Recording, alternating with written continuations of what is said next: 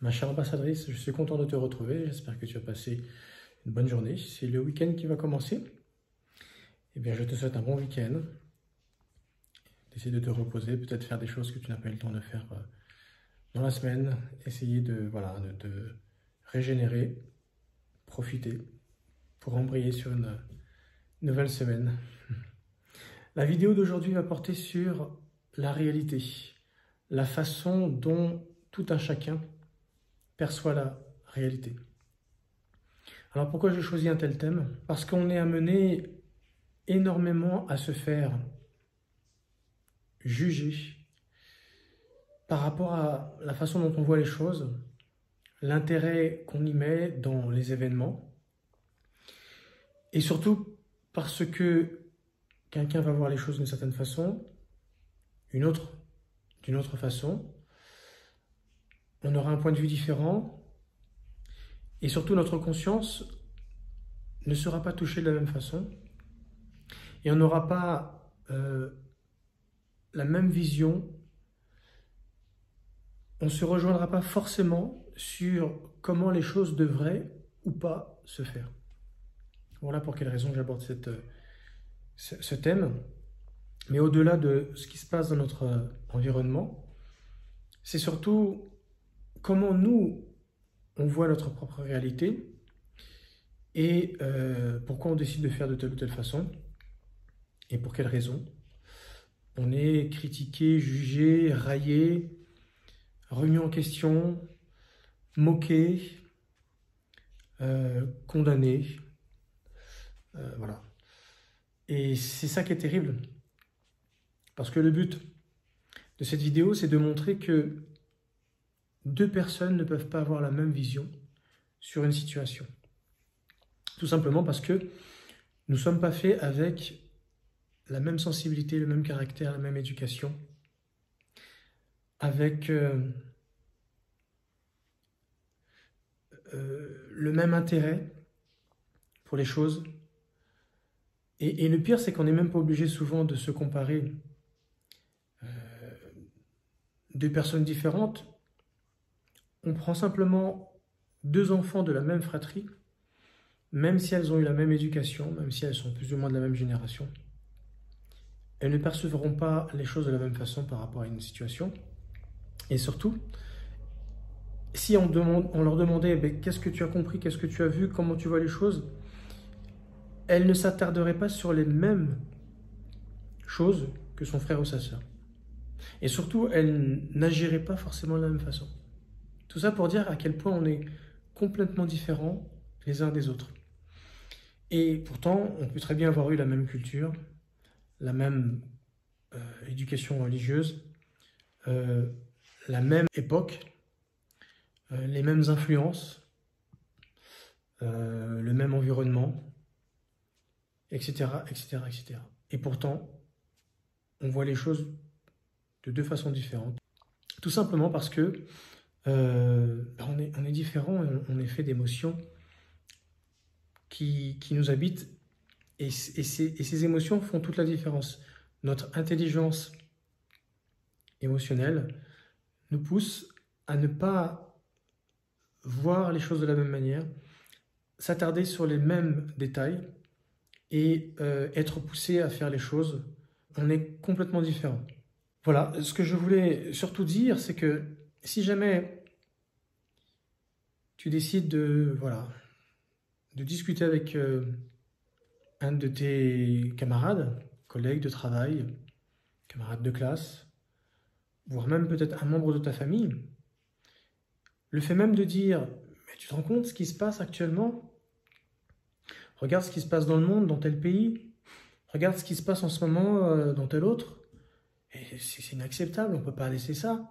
Et regarde comment réagit notre gouvernement, regarde notre président ou nos ministres, regarde la situation sanitaire, regarde la guerre là-bas, regarde ce qu'ils sont en train de subir, les habitants là-bas. Alors que des fois, on ne fait même pas plus un compte avec ce qui se passe dans notre propre pays. Et on va regarder les situations au-delà de nos frontières. Mais tu vois, aborder toutes ces discussions, parce que ça, c'est tous les jours que les informations nous tensent l'esprit, On est amené forcément à être influencé, à avoir un mode de pensée, parce que la manière dont les médias présentent un fait, une situation, c'est déjà orienté. On nous sert sur un plateau la façon dont on veut nous voir digérer et comprendre et prendre parti sur le mode de pensée. Alors que si jamais on écoute un bulletin d'un autre pays, les choses seront présentées d'une autre façon. Tu vois? Tout simplement parce que les intérêts sont différents, parce que l'implication est différente. Sitôt qu'on a des intérêts financiers, géopolitiques, économiques, on ne présente pas les choses de la même façon et surtout, on ne dépeint pas la réputation d'une personne de la même façon parce que tout simplement, on a des intérêts que ceux d'en face n'ont pas forcément. Et ça, c'est un jeu de manipulation du système dans lequel nous vivons depuis très longtemps. Le système capitaliste ne va pas fonctionner de la même façon que le système communiste, parce que ce sont les deux grandes puissances qui existent à notre époque. Et tu l'as bien compris, lorsqu'on écoute des médias capitalistes occidentaux, on va parler, pour prendre l'exemple de la Russie, qui n'ont pas la même façon de voir le monde et de vouloir le dominer, pas les mêmes intérêts économiques. Lorsqu'un pays occidental va parler de la Russie, ils vont dire le régime russe. Mais utiliser un tel mot, en soi, c'est déjà péjoratif. Ça fait passer la Russie pour un pays totalitaire, qu'il faut éradiquer, éliminer, pour lequel il faut être contre, parce que tout simplement, ils ne partagent pas notre vision du monde, en tout cas ceux de nos dirigeants, et simplement, ils n'ont pas, on va dire, le même avantage économique.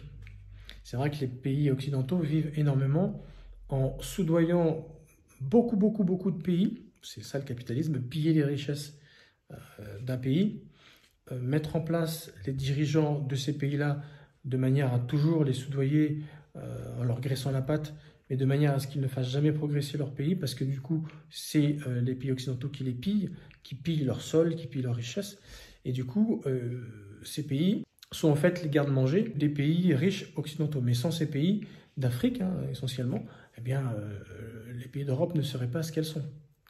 Alors que la Russie, c'est plutôt un pays qui a d'énormes ressources naturelles, d'énormes réserves, et en fait, elle ne domine pas le monde de la même façon, parce que en fait, c'est pas son intérêt à la Russie d'aller piller les richesses des autres, puisque elle-même, elle a suffisamment de richesses. D'ailleurs, elle vend ses propres richesses, en parlant du gaz.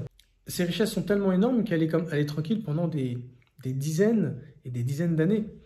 C'est ça la grande différence. Et c'est pour cette raison que si jamais tu écoutes un journal télévisé russe ou d'un pays de l'Est, pro-russe, ou un bulletin chinois, qui sont main dans la main avec les Russes, tu n'auras pas la même interprétation, la même vision, la même réalité que les Occidentaux.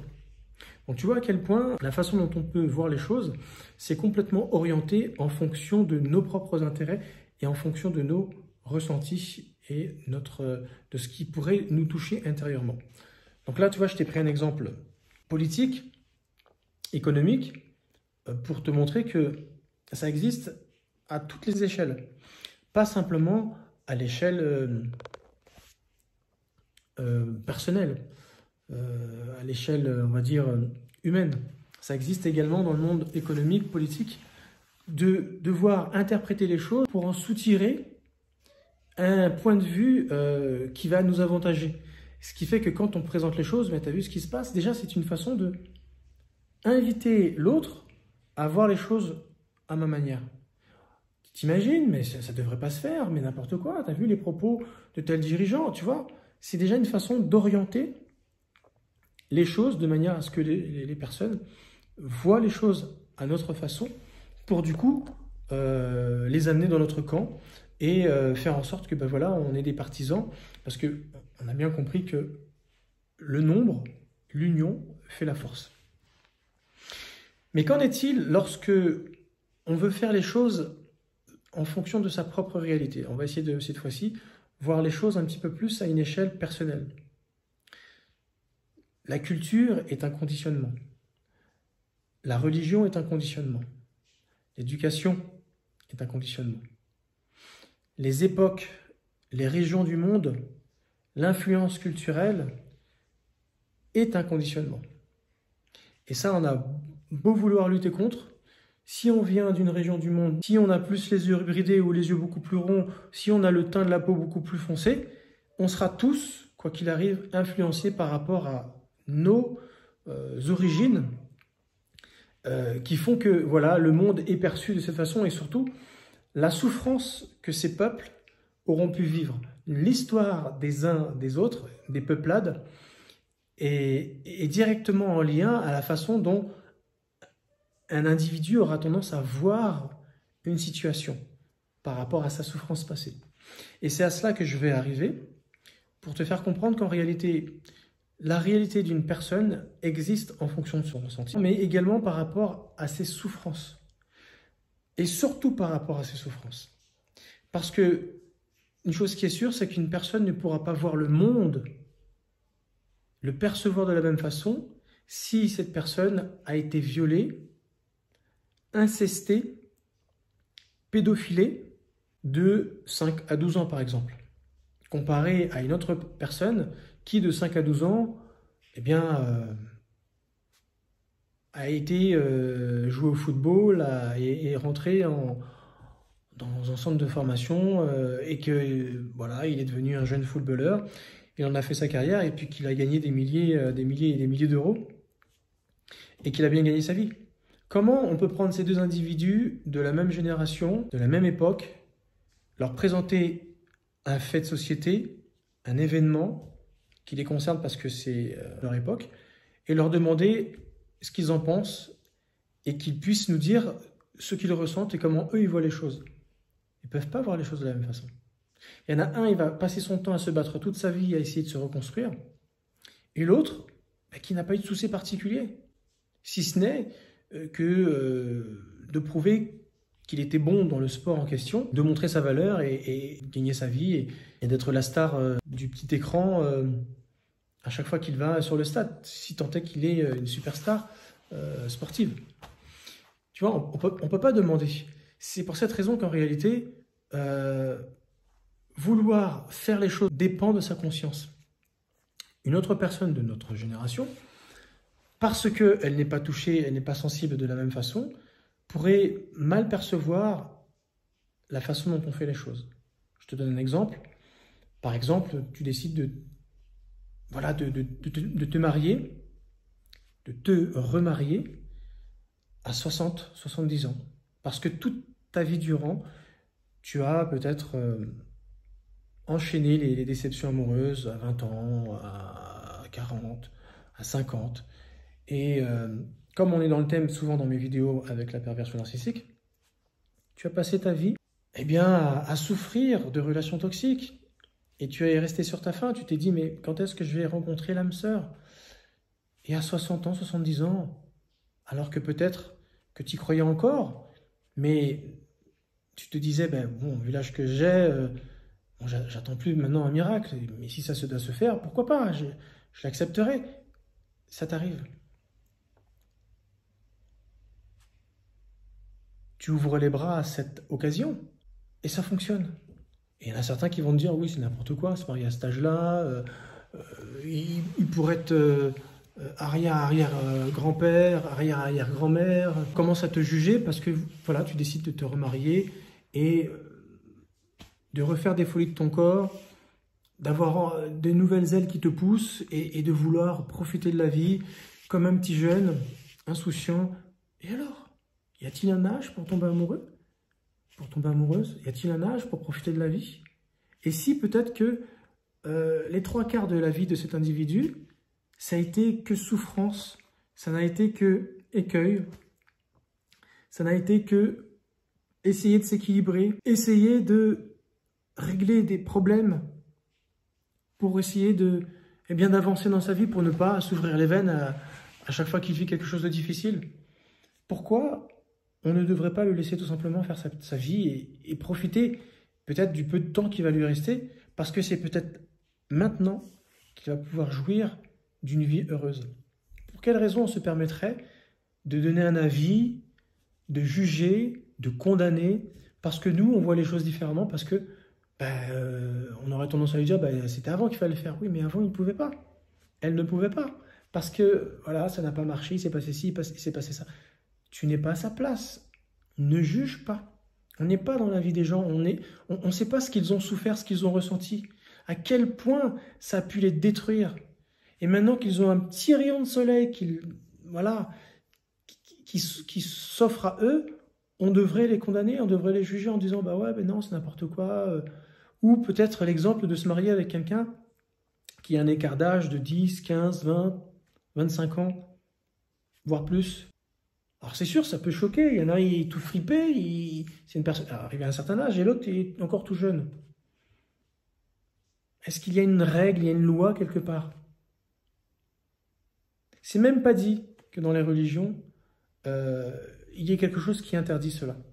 Alors il y a des livres sacrés qui disent qu'effectivement, il faut profiter de la femme de sa jeunesse. C'est vrai, la Bible dit cela. Mais si dans ta jeunesse, cette femme de ta jeunesse, elle n'est pas restée avec toi pour X raisons. Le but, c'est pas de se dire si la raison était valable ou pas, ça s'est passé. Tu as pris de l'âge, tu recommences. C'est plus la femme de ta jeunesse. Ça ne marche toujours pas, pour X raisons. Et tu arrives à l'aube de tes 60-70 ans. Ben non, je ne le fais plus parce que ça sera plus la femme de ma jeunesse, et puis ça sera peut-être une femme plus jeune, une femme plus âgée, peut-être. Et donc, du coup, alors on se condamne alors. Et ceux qui vont voir ça, ouais, c'est n'importe quoi, on n'a pas le droit. Tu vois, pour te dire à quel point on a tous une réalité différente, et on interprète, et on voit, et on comprend, et on accepte pas forcément la réalité de l'autre. En tout cas, la réalité, elle est vécue au travers du regard de celui qui le perçoit. La réalité est vraie en fonction de celui qui l'aperçoit. Et on devrait tout simplement accepter, sans jugement de valeur, tant qu'on ne fait pas de tort, tant qu'on ne fait pas de mal, tant que ce n'est pas nuisible. Pour quelle raison on devrait interdire? Pour quelle raison on devrait juger? Chacun fait comme il veut. Tout simplement. Voilà, c'était une petite pensée que je voulais partager avec toi. Donc si jamais tu as un certain âge et que tu veux croire en l'âme sœur, et que cette âme sœur peut-être va t'arriver